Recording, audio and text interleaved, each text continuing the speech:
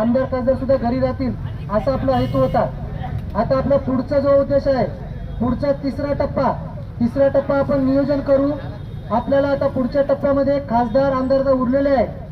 आता प्रतापराव पाटील चिखलीकर साहेब आहेत, नांदेड लोकसभेचे विद्यमान खासदार रवींद्र चव्हाण साहेब आहेत, त्याच्यानंतर राज्यसभेवर निवडून आलेले डॉक्टर अजित गोपचडे खासदार आहेत, नंतर नांदेड दक्षिण विधानसभा मतदारसंघाचे आमदार आनंद तिडके बोंडारकर आहेत। असं इथलं जेवढं होईल तेवढं आपण करणार आहोत।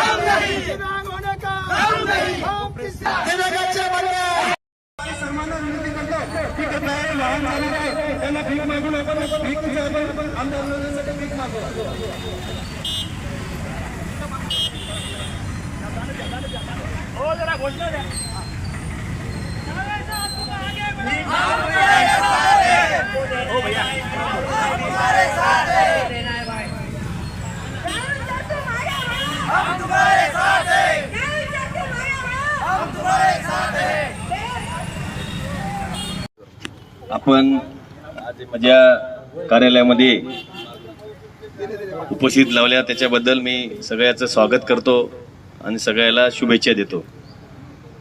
तुम्ही आता म्हणले तसं दिव्यांगचा निधी, जे निधी तुमच्या दिव्यांगचा निधी आहे ते आपण बऱ्याच ठिकाणी काही ठिकाणी वापरलेलं आहे। आणि माग उमरजकर म्हणून लता उमरेकर यांना सुद्धा मदत केली आणि ऐका ना तुम्ही नंतर बोला, ठीक आहे। कमी जास्त झालं असेल तर आपण